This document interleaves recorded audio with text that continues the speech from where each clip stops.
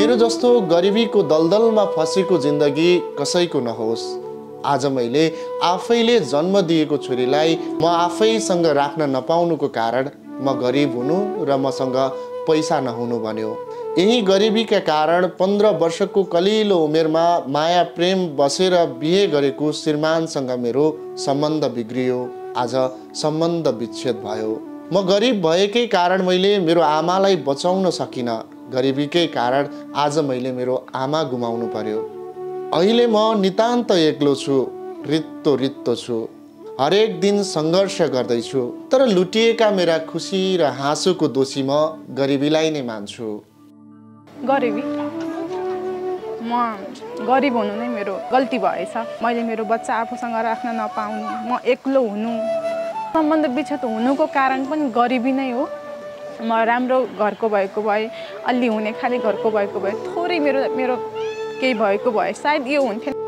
दर्शकबिन, यी हुन् हेर्दा असाध्यै राम्री र खुसी देखिए पनि जीवनको यो रहर लाग्दो कलिलो 24 वर्षको उमेरमा अनगिन्ती पीडा र दुःखसँग लडेर थोरै खुसी र सुखको लागि भारतको सिमलामा आफ्नै होटल खोलेर व्यवसाय गर्दै आइरहेकी अनि सामाजिक सञ्जालहरूमा भिडियो बनाउँदै लाखौं दर्शकहरूको मन जितिरहेकी जाजरकोटकी सन्ध्या खड्का। सम्पूर्णमा नमस्कार, मेरो नाम चाहिँ सन्ध्या खड्का। मेरो घर चाहिँ जाजरकोट जुनी चाँदी 3 नम्बर वडा। म चाहिँ अब सधैँ बस्ने भनेको इन्डिया सिमलामा। दर्शकवृन्द नमस्कार, म सुजल जिएम।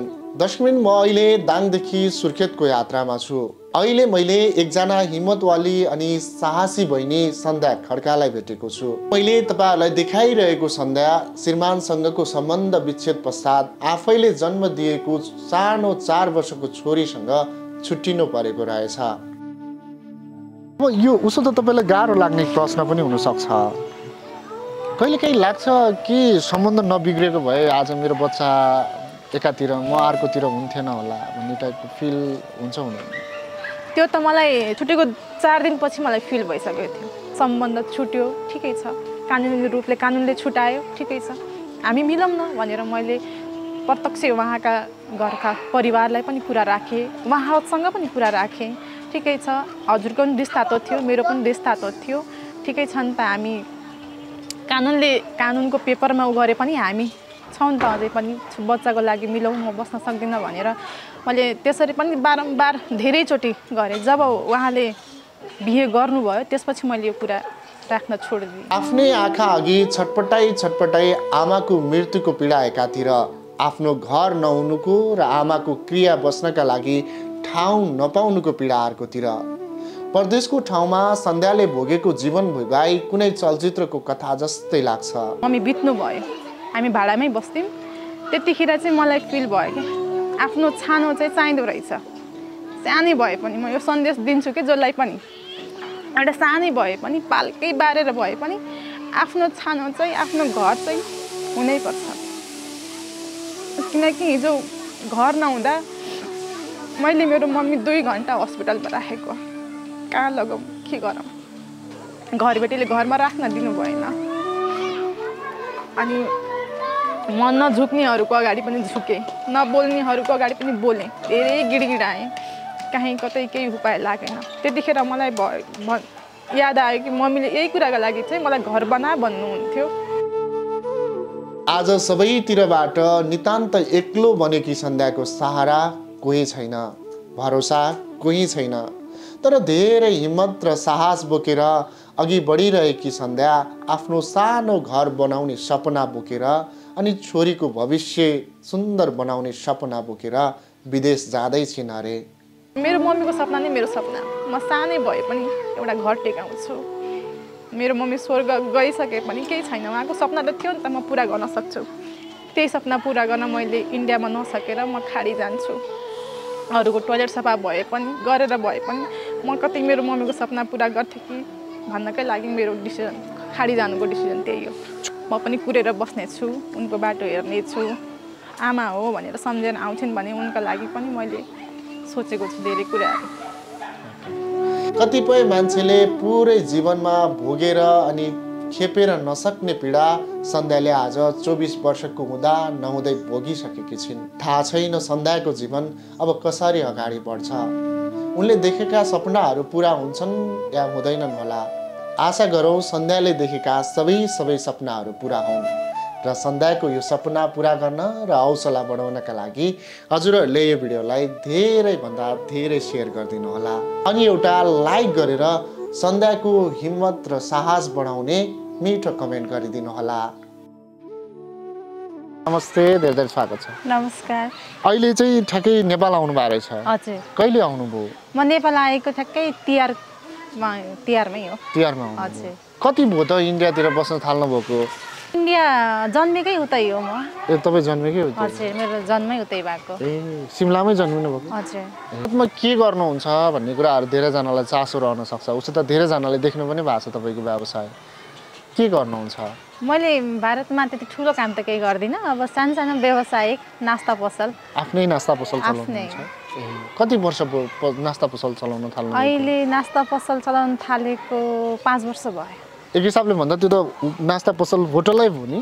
हजुर। होटल व्यवसाय नै? हजुर, होटल व्यवसायिक नै गर्नुपर्छ। सिमलामै गर्नुहुन्छ? हजुर। ए, एक्लै आफै मात्रै गर्नुहुन्छ? होइन, पहिला मम्मी बाबा नै हुनुहुन्थ्यो। अहिले पनि बाबा हुनुहुन्छ। अब मम्मी अहिले चाहिँ हुनुहुन्न। पहिला मम्मी बाबा अनि म तीनजना लगाएर गर्थ्यौँ। तीनजनाले गर्नुहुन्छ? अहिले बाबा पनि हुनुहुन्छ हजुरलाई सपोर्ट गर्ने? अहिले बाबा हुनुहुन्छ, मम्मी हुनुहुन्न, बाबा हुनुहुन्छ। मम्मी के भयो? मम्मी बित्नु भयो। कहिले बित्नु? मम्मी बितेको 4 वर्ष भइसक्यो। 4 वर्ष? के भएर बित्नुभयो त? मम्मीको केही पनि पहिला धेरै उपचार गऱ्यौँ हामीले, केही रोगहरू पत्ता लागेन। पछि एक्कासी सुगर क्यान्सर भन्नुभएको थियो। ए, क्यान्सर भयो? हजुर। क्यान्सर लागेको मान्छेलाई त असाध्यै गाह्रो हुन्छ भन्छन्। मम्मीलाई कति गाह्रो भयो? कसरी हेर्नुभयो? मम्मीलाई त अब हेऱ्यो जसो तसो, अब लास्टमा बचाउन सकिएन। अब जे भए पनि त्यतिखेर पैसाको अभाव, आर्थिक अभाव धेरै कम थियो। आर्थिकै कारणले चाहिँ मम्मीलाई बचाउन सकिएन। उहाँलाई बचाउन सम्भव भएन। त्यो बेलामा कोसिस गरियो, सकिएन? कोसिस त धेरै गरियो। हुन्छ, म एकछिनमा आउँछु तपाईँको मम्मीको विषयमा कुराकानी गर्न। सामाजिक सञ्जालहरू टिकटकमा, फेसबुकमा असाध्यै सक्रिय हुनुहुन्छ। धेरै भिडियोहरू पनि देख्न पाइरहेको हुन्छौँ हामीले। कहिलेदेखि बनाउँदै हुनुहुन्छ? सामाजिक सञ्जाल मैले राम्रोसँग चलाउन थालेको 2 वर्ष भयो। 2 वर्ष भयो? हजुर। अहिले त धेरैजनाले तपाईँलाई फलो गर्नुहुन्छ, धेरैजनाले तपाईँलाई माया गर्नुहुन्छ। कस्तो लाग्छ? एकदमै धेरै खुसी लाग्छ। एउटा मन भुलाउने ठाउँ पनि र सबैले माया गर्दाखेरि चाहिँ म कहाँ थिएँ, कहाँ रहेछु, म को रहेछु, मेरो के महत्त्व रहेछ भन्ने कुरा चाहिँ बुझियो। एकदमै खुसी लाग्यो सबैको माया, सबैको साथ सपोर्टले। सामाजिक सञ्जालमा जो तपाईँको भिडियोहरू हेरिसकेपछि कस्तो खालको प्रतिक्रिया दिनुहुन्छ? कस्तो खालको कमेन्ट्सहरू गर्नुहुन्छ? कमेन्ट एकदमै राम्रो पाएँ मैले सुरुमा पनि, अहिले पनि एकदमै राम्रो पाउँछु। एकदमै धेरै सपोर्ट गर्नुहुन्छ। एकजनाले नराम्रो भन्यो भने 10जना राम्रो पक्ष बोलिदिनुहुन्छ। त्यही नै खुसी लाग्छ। कस्तो खालको कुराहरूले चाहिँ मन छुन्छ तपाईँलाई, भनेको कुराहरू चाहिँ? मलाई पहिला त एकदमै कमेन्टहरू भिडियो हाल्दाखेरि चाहिँ अब गाउँघरकै भिडियो हाल्ने, प्रायः म अब गाउँमै हुर्केको भएर गाउँको भिडियो हाल्थेँ। अनि त्यतिखेर चाहिँ कमेन्ट, सन्ध्या किन इन्डियामा, नेपालमै बसे हुन्थ्यो नि, होइन, हाम्रो नेपालको चेली यति साहसी, यति राम्री, यति संस्कारी भनेर चाहिँ भन्नुहुन्थ्यो। कमेन्टमा त्यस्तै आउँथ्यो। पछि धेरै कमेन्टहरू आउन थालिसकेपछि अलि कमेन्टहरू हेर्न पनि नभ्याइने। अनि अहिले पछिल्लो समय केही भिडियोहरू राख्दाखेरि चाहिँ विवाद पर्दाखेरि चाहिँ कमेन्टहरू अलि नराम्रो पाएको छु। अरू त एकदमै राम्रो छ। जस्तो विवादको कुरा गर्नुभयो नि, के विवाद भयो तपाईँलाई? आफै त यस्तो सरल सोझो मान्छे हुनुहुन्छ, के विवादमा फस्नुभयो? के भयो तपाईँलाई? विवाद, म नानीलाई भेट्न गएको थिएँ, मेरो छोरी। उसलाई भेट्न जाँदाखेरि चाहिँ मैले त्यो सानो पछाडिबाट भिडियो बनाइदिएछ नानीले। भिडियो बनाउनु भनेर पनि गएको होइन कि, बच्चा भेट्न जाँदाखेरि उसलाई पछाडिबाट भिडियो बनाइदिएको रहेछ। त्यही भिडियो पोस्ट गर्दाखेरि एकाएक धेरैले हेर्नुभयो र कमेन्ट एकदमै नेगेटिभ गरिदिनु भयो।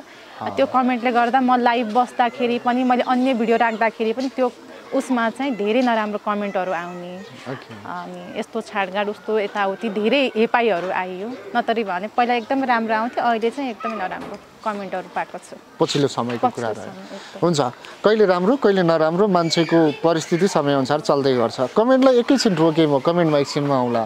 खास त्यो भिडियोमा तपाईँ नानीलाई लिन जानुभएको थियो र त्यही भिडियो तपाईँहरूले राख्नु भएको थियो हजुर र त्यो नानी चाहिँ कसको हो र किन लिन जानुभएको थियो? मेरो छोरी हो। तपाईँको आफ्नै छोरी? मेरो आफ्नो छोरी हो। अनि तपाईँ लिन चाहिँ किन जानुभएको थियो? म इन्डियादेखि आएको थिएँ। अब उसँग बोल्न त के, अब उसको अनुहार हेर्दा त के, उसको बोली पनि मैले सुन्न पाएको थिइनँ। अब एउटा आमा हो, परदेशको ठाउँमा दुःख गरिरहँदा आफ्नो सन्तानको त माया कसलाई लाग्दैन र? आफ्नो सन्तानको त जसलाई पनि माया लाग्छ। अब म यहाँ आएँ, यहाँ आइसकेपछि तिहारको अर्को दिन चाहिँ म मेरो छोरी लिन गएको हो। तपाईँ छोरी लिन जानुभएको? हजुर, म छोरी लिन गएको। किन तपाईँलाई चाहिँ लिन दिनुहुन्न या तपाईँहरू किन अलग, तपाईँ र छोरी अलग अलग बस्नुहुन्छ?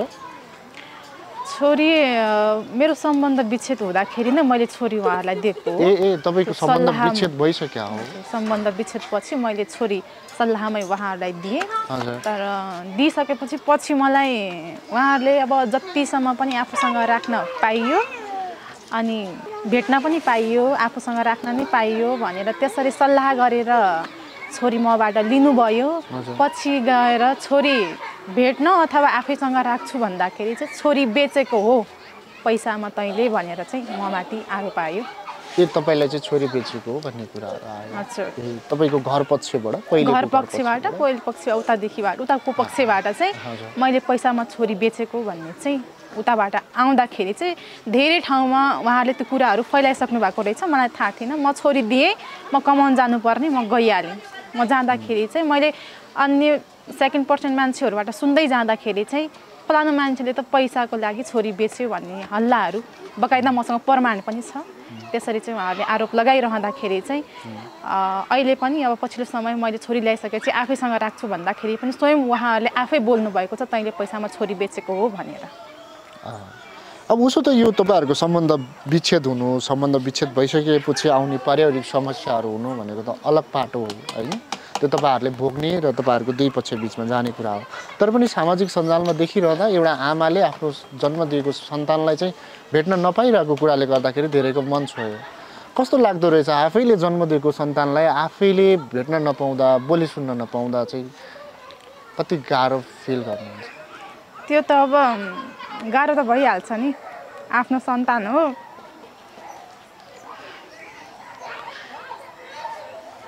नरुन्न, नरै भन्नु न।